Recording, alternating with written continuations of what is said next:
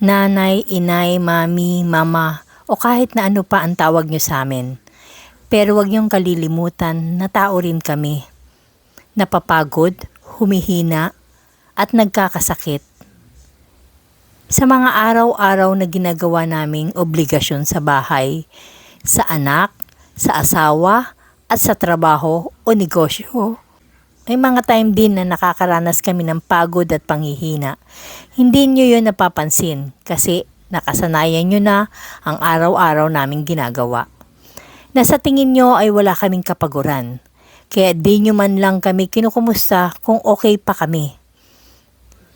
Tandaan nyo, tao rin kami. Napapagod ang katawan. Napapagod ang isipan. Kailangan din namin ng pahinga. Kailangan namin ng araw na di mag-iisip kung ano ba ang ulam, kung kasya pa ba ang budget, pambayad ng bills, gamot at tuition ng mga anak. Responsableng ina tayo sa pamilya, di ba? Oo, responsable tayo. Pero, responsibilidad din natin na mahalin at alagaan ang sarili natin. Dahil hindi habang buhay, malakas tayo.